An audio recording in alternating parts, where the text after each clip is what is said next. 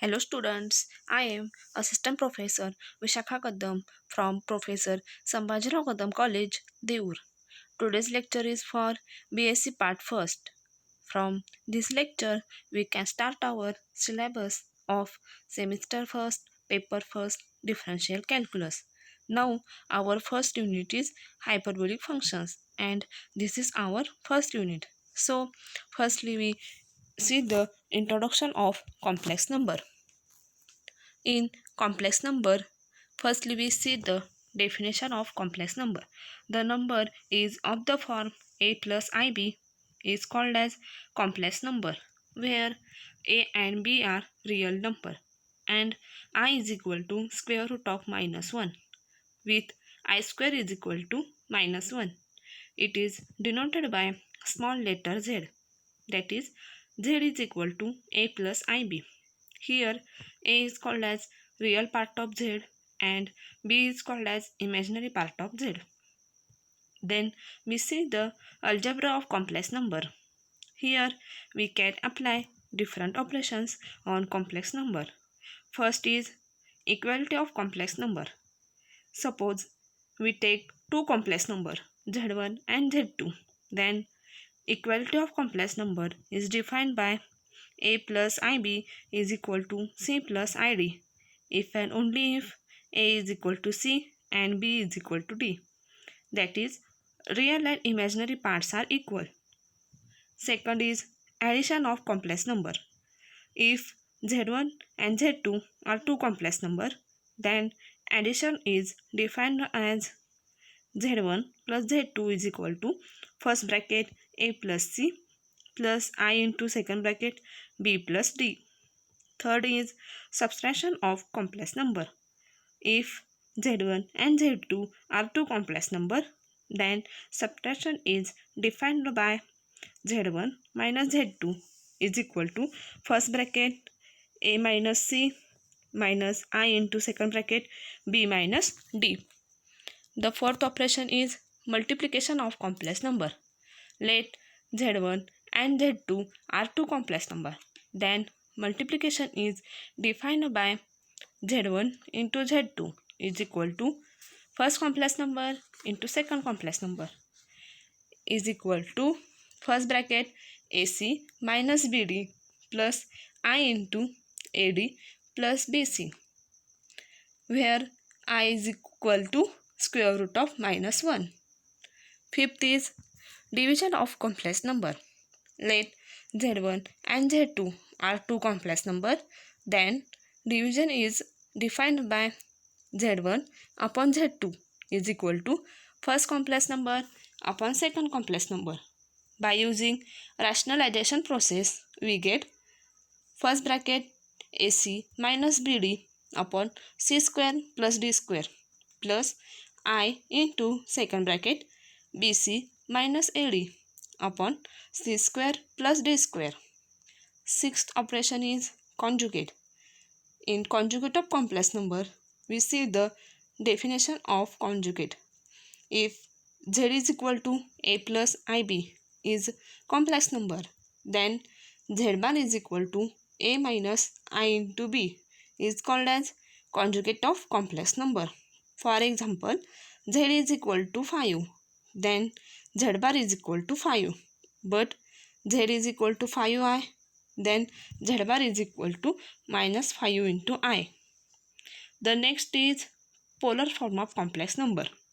Let z is equal to 1 plus I be a complex number, then polar form is z is equal to square root of 2 into bracket cos of pi by 4 plus I into sine of pi by 4. Then we see the De Moivre's theorem. This theorem is very important. Firstly, we see the statement of this theorem. The De Moivre's theorem states that let n be a rational number and theta be a any real number. Then cos of n theta plus I sin n theta is one of the value of cos theta plus I sin theta raised to n. That is, cos theta plus I sin theta raised to n is equal to cos of n theta plus I sin of n theta. Then proof is given by, first we prove the theorem for integral values of n. In this proof, we have three cases. The first case is, let n be a positive integer. We prove the statement by mathematical induction. Let p of n be the polynomial. It can be expressed as cos theta plus I sin theta raised to n is equal to cos of n theta plus I sin n theta. It can be true for n is equal to 1 and n is equal to k. Also, n is equal to k plus 1. Here we can see the briefly. For n is equal to 1, p of 1 is equal to cos theta plus I sin theta raised to 1 is equal to cos theta plus I sin theta, which is true. Let p of k be the true for some positive integer k. That is, cos theta plus I sin theta raised to k is equal to cos of k theta plus I sin k theta. It is hold. For true the n is equal to k plus 1, we have to multiply both sides by cos theta plus I sin theta. Then we get cos theta plus I sin theta raised to k into bracket cos theta plus I sin theta is equal to first bracket cos of k theta plus I sin k theta into second bracket cos theta plus I sin theta. This implies that cos theta plus I sin theta raised to k plus 1 is equal to first bracket cos of k theta into cos theta minus sin of k theta into sin theta plus I into second bracket sin of k theta into cos theta plus cos theta into sin of theta is equal to cos of k plus 1 into theta plus I into sin of k plus 1 into theta. This shows that the statement p of n is true for n is equal to k plus 1. Hence, by induction, the statement p of n is true for all positive integers n.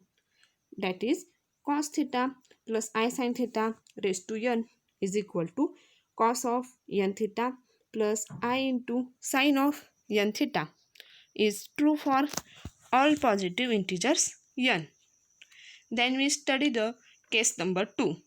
Suppose that a is the negative integer.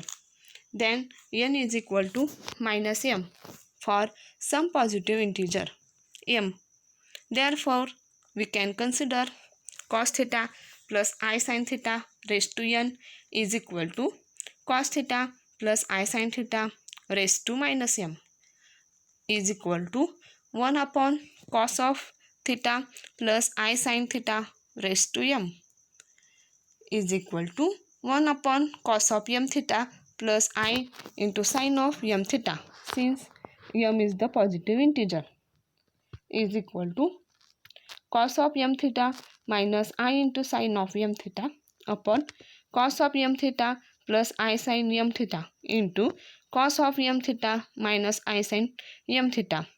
Here we can use rationalization method, is equal to cos of m theta minus I sin m theta upon cos square into m theta plus sin square into m theta.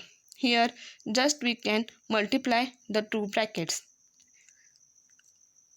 Equality cos of m theta minus I into sin of m theta is equal to cos of minus m into theta plus I into sin of minus m into theta is equal to cos of n theta plus I into sin of n theta, since m is equal to minus n.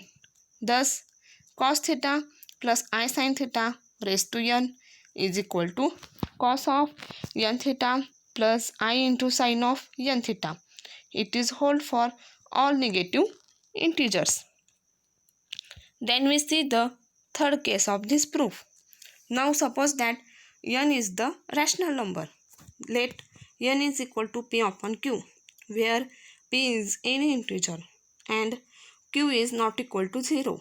It is positive integer. Since q is the positive integer, we can write cos of p upon q into theta plus I into sin of p upon q into theta bracket raised to q is equal to cos of p upon q into theta into q plus I into sin of p upon q into theta into q is equal to cos of p into theta plus I into sin of p into theta is equal to cos theta plus I sin theta bracket raised to p.